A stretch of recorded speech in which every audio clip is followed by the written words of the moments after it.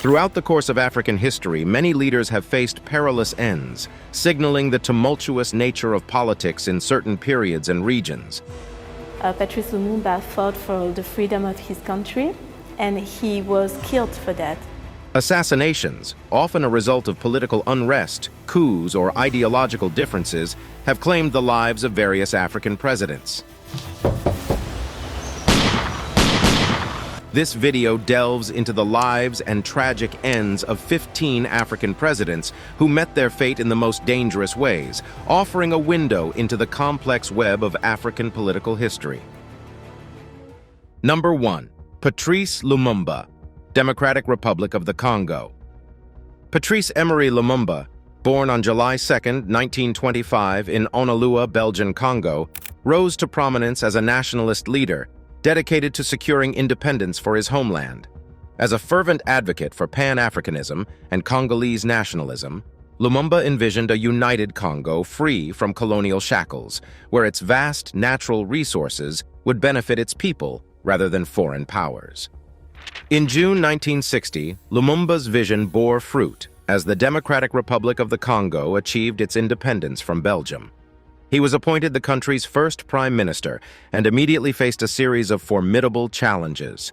The young nation's abrupt transition from colonial rule meant that it lacked an experienced administrative apparatus. Moreover, regional secessionist movements, particularly the one led by Moise Tshombe in the mineral-rich province of Katanga, further exacerbated the fragile political situation. Lumumba's leadership style, marked by his assertiveness and refusal to be subordinate to Western interests, inevitably ruffled feathers. The Cold War landscape of the era also meant that superpowers like the United States and the Soviet Union were keenly interested in the direction the newly independent Congo would take. Lumumba's perceived leanings towards the Soviet bloc heightened Western anxieties.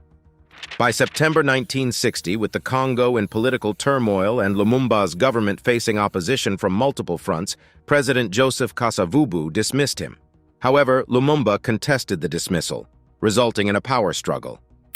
This culminated in his arrest in December by forces loyal to Joseph Mobutu, who had staged a coup with the backing of Western governments and corporate interests. Lumumba's end came tragically on January 17, 1961. He was executed by a firing squad in Katanga, a death orchestrated by Belgian officers and secessionist leaders, with tacit approval from the United States Central Intelligence Agency. The murder of Lumumba, a leader with vast potential and vision for a united and prosperous Congo, remains one of Africa's most poignant political assassinations. His legacy continues to inspire movements for justice, sovereignty, and dignity across the continent and beyond. Number 2. Sylvanus Olympio, Togo. Sylvanus Olympio, born on September 6, 1902 in Lome, which was then part of the German colony of Togoland, stands as a monumental figure in Togo's journey to independence. An educated man with a vision for a prosperous and autonomous Togo, Olympio pursued his studies in London and then worked for a while in the United States. On returning to Togo, he was determined to free his homeland from the yoke of colonial rule. Olympio's leadership skills quickly propelled him to the forefront of Togo's independence movement. With his dynamic approach and articulate oratory, he successfully rallied masses in support of ending the French colonial rule. His efforts bore fruit when Togo gained independence in 1960, and he became the nation's first president. However, the dawn of independence brought its set of challenges. As president, Olympio faced the Herculean task of unifying a country fragmented by colonial legacies and building a robust economy from the ground up. His approach to nation-building, which leaned towards centralized control, led to the marginalization of certain segments of the Togolese military, especially those who had served in the French colonial army. By early 1963, rumblings of discontent had grown louder. Economic struggles, coupled with dissent from marginalized military factions, created an environment ripe for upheaval. And on January 13, 1963, these tensions reached their tragic climax. In the early hours, as a military coup unfolded, Olympio tried to seek refuge in the United States Embassy but was denied entry. He was subsequently captured and assassinated outside the embassy, becoming the first African head of state to be overthrown in a coup. The assassination of Sylvanus Olympio was a momentous event in African politics. It set a precedent for military interventions in African states, a trend that would unfortunately recur across the continent in the years to come. Today, Olympio is remembered not just for his tragic end, but for his unwavering dedication to Togo's independence and his vision of a prosperous and unified nation. Number 3. Ngarta Tombal Baye, Chad. Ngarta Tombal Baye, born on June 15, 1918, in the southern region of Chad, emerged as a beacon of hope and change for a nation desiring to shake off the chains of colonial domination. Educated initially in missionary schools, Tombal Baye later trained as a teacher, thereby grounding himself in an understanding of grassroots issues and the immense transformative potential of education.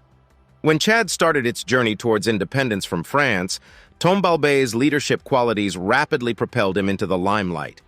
He became an influential figure in the Chadian Progressive Party, PPT, which played a pivotal role in steering the country towards sovereignty.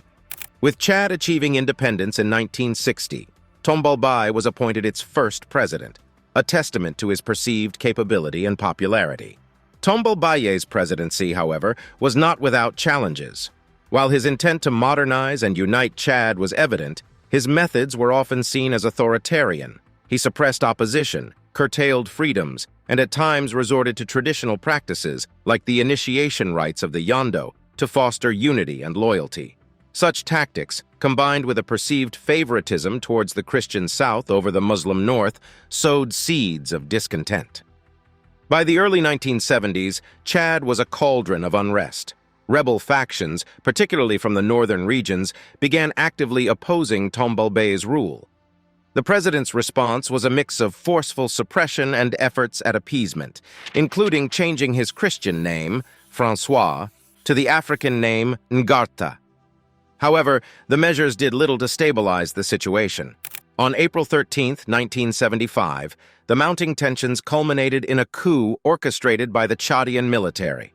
Tombal Baye was arrested and, in a swift and brutal turn of events, executed.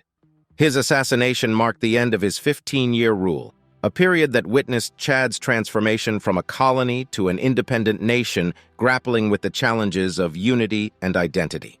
Tombal Baye's legacy remains complex. While his authoritarianism and divisive policies are criticized, he is also remembered as a leader who sought to build a modern, independent Chad, even if his methods were contentious. Number 4. Marion Ngouabi, Republic of the Congo. Marion Ngouabi, born on December 31, 1938, in Owondo, Republic of the Congo, stands out as one of Africa's youngest and most charismatic leaders.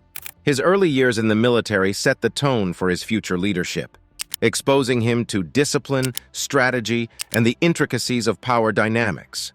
An ardent Marxist, Ngouabi passionately believed in socialist principles as the path to true liberation and progress for post-colonial African nations. Ascending to power amidst a backdrop of political instability and multiple coups, Ngouabi took the reins of the Republic of the Congo in 1969. Under his leadership, the nation was renamed the People's Republic of the Congo, reflecting his socialist leanings. He established a single-party state under the Congolese Labour Party, PCT, and introduced socialist reforms aimed at nationalizing key sectors of the economy and decentralizing power. Ngouabi's rule, however, was fraught with challenges. The very forces that brought him to power, particularly the military, proved to be a double-edged sword. While he sought to diminish tribalism and promote national unity, his efforts often met with resistance. The nation's oil wealth, rather than being a boon, became a bone of contention, with various factions vying for control. Perhaps the most significant threat to Ngouabi's leadership came from internal opposition and repeated assassination attempts. Recognizing the challenges of ruling a post-colonial nation with diverse interests and legacies of mistrust, Ngouabi attempted to consolidate his power, which often meant suppressing dissent. His life, marked by rapid ascents and persistent threats, met a tragic end on March 18, 1977. Marion Ngouabi was assassinated in Brazzaville, marking the culmination of the tumultuous politics of his era. The circumstances of his death remain shrouded in mystery, with multiple theories pointing to both internal and external orchestrations. In the annals of African leadership, Mariam Ngouabi's tenure is emblematic of the challenges young leaders faced in post-colonial Africa. The balancing act between ideology and pragmatism, the quest for national unity, and the constant navigation of internal and external threats. Number 5. Amilcar Cabral, Guinea-Bissau and Cape Verde.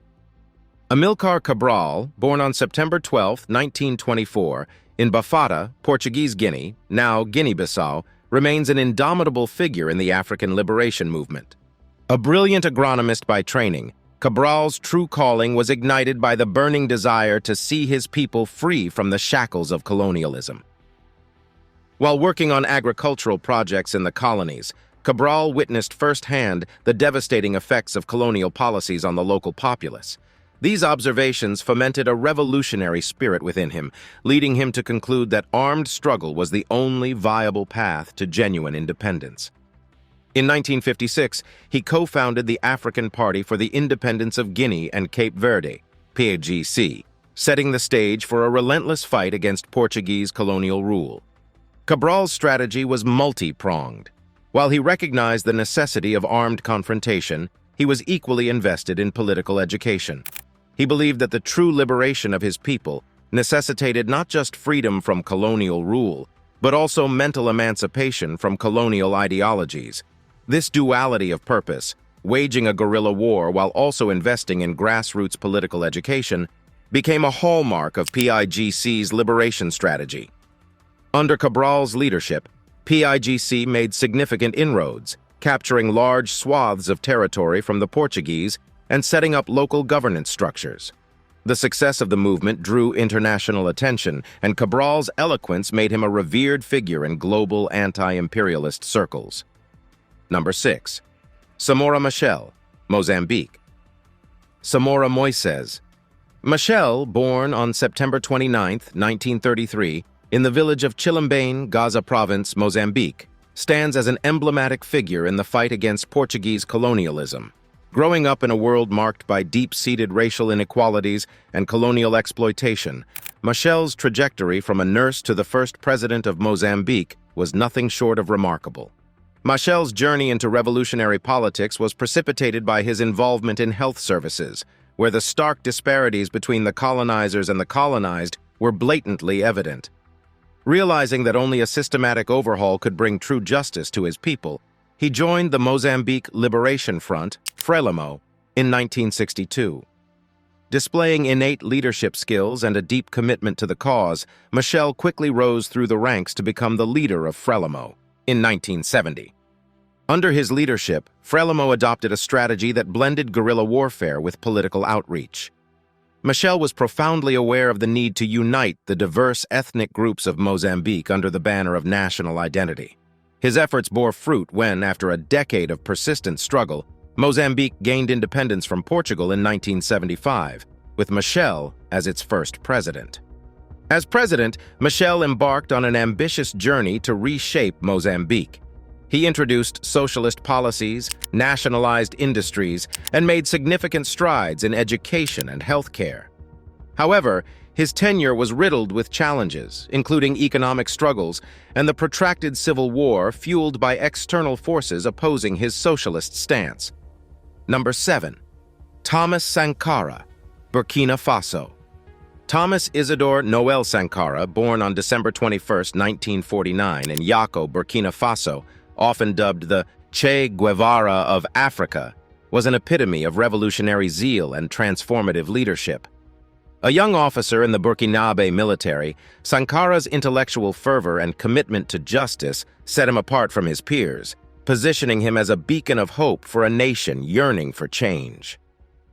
Sankara's ascent to power in 1983 through a military coup was emblematic of his radical approach to governance. Almost immediately, he embarked on a whirlwind of reforms aimed at uprooting the entrenched systems of exploitation and neo-colonialism. Renaming the country from the colonial, Upper Volta, to Burkina Faso, the land of upright men, was symbolic of his broader agenda to instill pride and self-sufficiency in his people. Under Sankara's leadership, Burkina Faso witnessed unparalleled initiatives. From massive vaccination campaigns and infrastructure projects to groundbreaking land redistribution and women's rights initiatives, the nation experienced a renaissance. Sankara's vision was crystal clear: a self-reliant, dignified Burkina Faso free from the clutches of foreign aid and dependency. However, his radical reforms, while popular among the masses, ruffled the feathers of many within the elite corridors of power. His anti-imperialist stance and criticism of the international financial system also earned him detractors beyond Burkina Faso's borders. Number 8. Melchior Ndadaye, Burundi. Melchior Ndadaye, born in 1953, assumed a paramount role in Burundi's political landscape when he became the nation's first democratically elected president in 1993. A member of the Hutu ethnic majority, his rise was particularly symbolic in a country historically dominated by the Tutsi minority.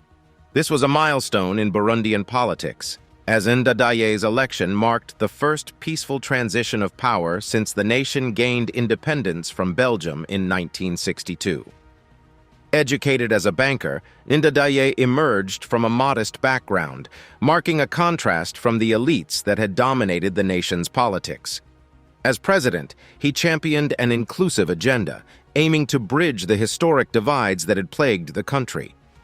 Among his endeavors were efforts to integrate the Hutu majority into key roles in the military and administration, roles they had been largely excluded from in the past. However, his tenure was tragically short-lived. Just a few months after his election in October 1993, Melchior Ndadaye was assassinated during a coup led by Tutsi-dominated factions of the military. The coup failed to hold power, but succeeded in taking Ndadaye's life. His death plunged Burundi into chaos, sparking off an ethnically charged civil war that lasted over a decade, causing the deaths of hundreds of thousands. Number 9. Cyprien Ntaryamira, Burundi. The tale of Cyprien Ntaryamira, Burundi's second democratically elected president, is inextricably linked to the volatile political climate of the 1990s. Ntaryamira, like his predecessor Melchior Ndadaye, hailed from the Hutu ethnic majority. Born in 1955, he was destined to tread a path eerily similar to Ndadaye, becoming a symbol of the hopes and the tragedies of Burundi during this tumultuous period. Ntaryamira's entry into the political arena was defined by his dedication to unity and reconciliation. He was deeply involved in the establishment of the ruling Front for Democracy in Burundi, Frodebu Party, and was a strong advocate for the inclusion of the Hutu majority in all spheres of governance, challenging the long-standing Tutsi domination. In 1993, when Ndadaye was tragically assassinated, Burundi was already spiraling into chaos and ethnic strife. It was against this backdrop that Ntaryamira was selected as his successor in February 1994. However, fate had a tragic twist in store. Barely 2 months into his presidency, on April 6, 1994, Ntaryamira, along with Rwandan President Juvenal Habyarimana, was killed when their aircraft was shot down near Kigali, the capital of Rwanda. This tragic incident not only deepened Burundi's crisis, but also played a pivotal role in triggering the horrifying Rwandan genocide, wherein approximately 800,000 people lost their lives in just 100 days. Number 10. Juvenal Habyarimana, Rwanda. In the annals of Rwanda's history, few figures loom as large as Juvenal Habyarimana, the nation's longest-serving president. Born in 1937, Habyarimana, a member of the Hutu majority, ascended to power in 1973 following a military coup. His presidency, which spanned over 2 decades, was characterized by a blend of stability and authoritarianism. Under Habyarimana's regime, Rwanda saw economic development, supported in part by coffee exports and foreign aid. His early years in power were marked by the promotion of the Hutu power ideology, further marginalizing the Tutsi minority. He also established a single-party system under the banner of the National Revolutionary Movement for Development, NRMD, effectively suppressing political opposition. However, as the years wore on, external pressures and internal dynamics necessitated political reforms. By the early 1990s, Habyarimana was under international pressure to democratize. In 1991, a new constitution was introduced, permitting multi-party politics. Yet the transition was far from smooth. The Rwandan Patriotic Front, RPF, a Tutsi-led rebel group, posed a significant threat, leading to sporadic conflicts and increasing tensions between the Hutu and Tutsi communities. Number 11. João Bernardo Nino Vieira, Guinea-Bissau. João Bernardo Nino. Vieira's political journey in Guinea-Bissau was marked by a series of dramatic highs and lows. Born in 1939, Vieira emerged as a prominent figure during Guinea-Bissau's War of Independence against Portuguese colonial rule. A key military strategist and a trusted lieutenant of the liberation movement's leader, Amilcar Cabral, Vieira's prowess on the battlefield was well acknowledged. His combat experience and leadership skills set the stage for his later political career. Following the tragic assassination of Cabral in 1973 and the eventual independence in 1974, Guinea-Bissau's path was fraught with challenges.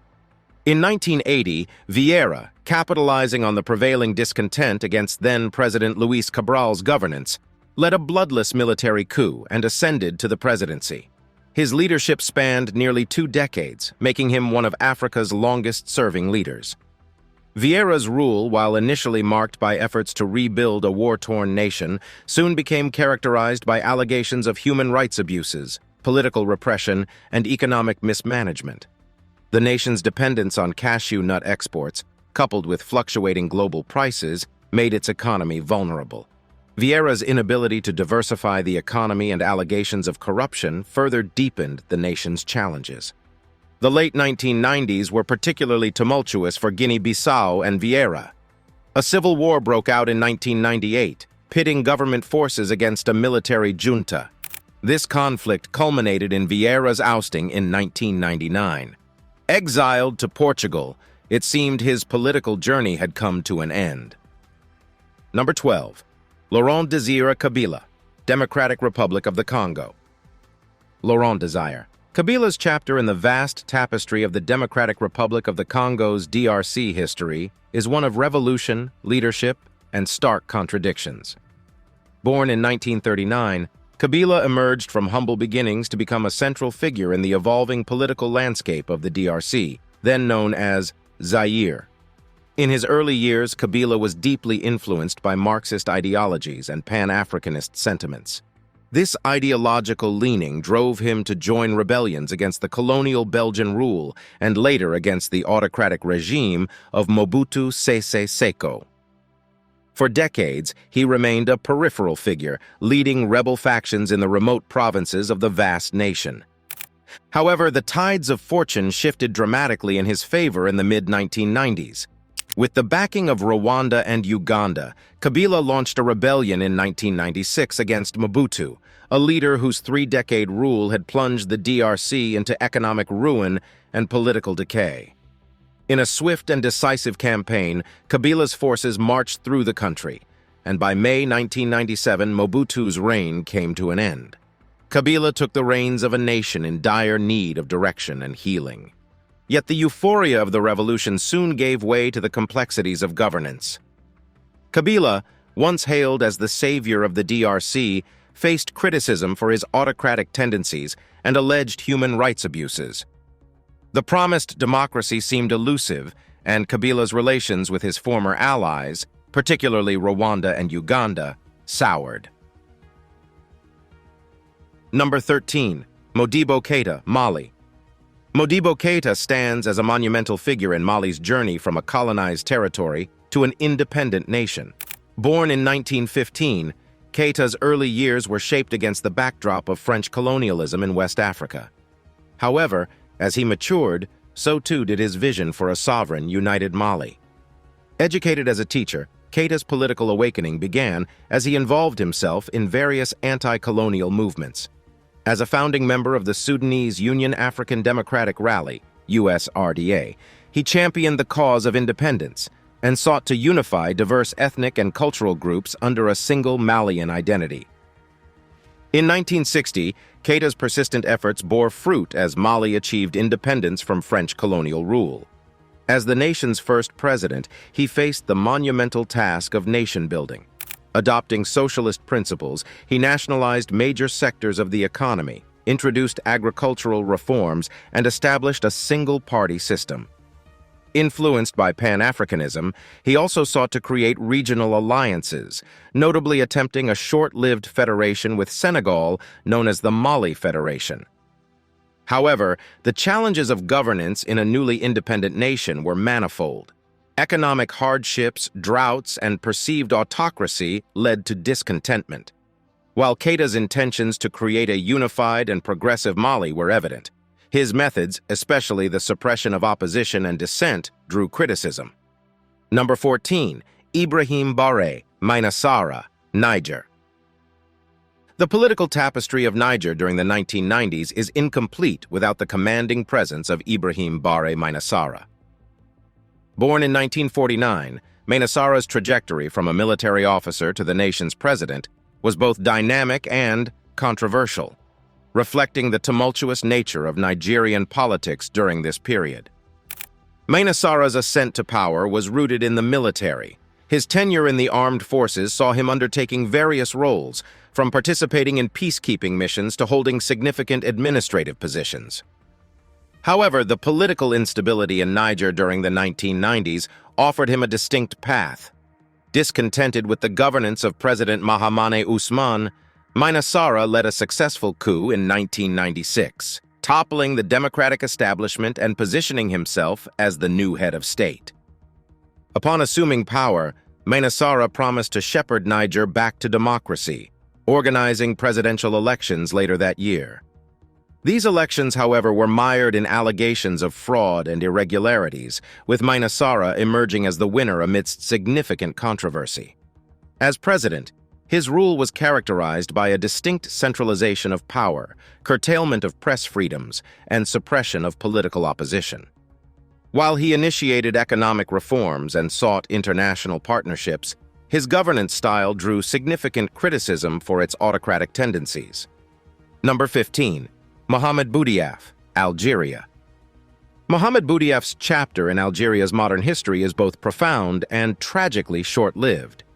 Born in 1919 during the throes of French colonial rule, Boudiaf's political convictions were forged in the crucible of Algeria's arduous struggle for independence. A co-founder of the National Liberation Front, FLN, the main revolutionary movement against French rule, Boudiaf played a pivotal role in Algeria's fight for sovereignty. His commitment to the cause led to his arrest and subsequent imprisonment by the French in the 1950s. However, following Algeria's hard-won independence in 1962, internal disputes within the FLN resulted in Boudiaf's sidelining and eventual exile to Morocco. For nearly 3 decades, Boudiaf lived away from his homeland. But in 1992, Algeria's political landscape underwent seismic changes. The nation teetered on the brink of civil war as tensions escalated between the government and Islamist groups, especially after the cancellation of elections that the Islamic Salvation Front was poised to win. In this climate of crisis, Boudiaf was recalled from exile and appointed as the president of the High Council of State, tasked with navigating the nation through its turbulent waters. Boudiaf's return was seen by many as a beacon of hope.